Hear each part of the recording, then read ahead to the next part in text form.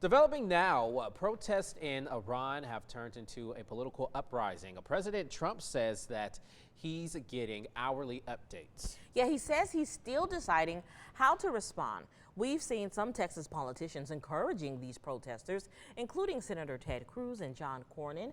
We have NBC's Alice Barr with more on this situation.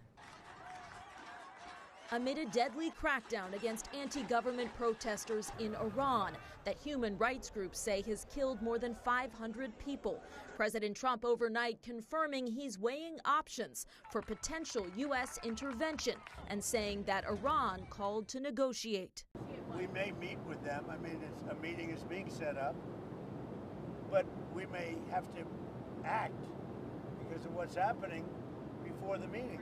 3 U.S. officials tell NBC News preliminary plans the president has been presented with range from potential strikes to other non-military action. Notably, the Pentagon has not yet moved major assets to the region to support possible military action. Iran is now warning that U.S. and Israeli military bases in the region could be considered legitimate targets if the U.S. launches a strike, and adding their response may not be limited to reacting after an attack. If they do that, we will hit them at levels that they've never been hit before. They won't even believe it.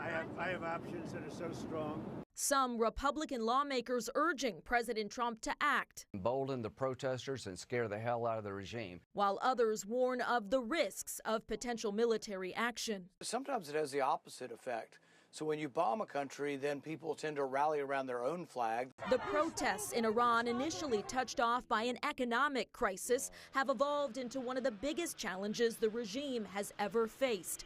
Over the weekend, demonstrators in Los Angeles marching in solidarity were struck by a U-Haul truck. The FBI is now investigating. In Washington, Alice Barr, NBC News. Also over the weekend, the Pentagon launched a second round of strikes against ISIS targets in Syria, and that's in retaliation for an attack last month that killed 3 Americans. The Trump administration is promising to root out Islamic terrorism against U.S. forces.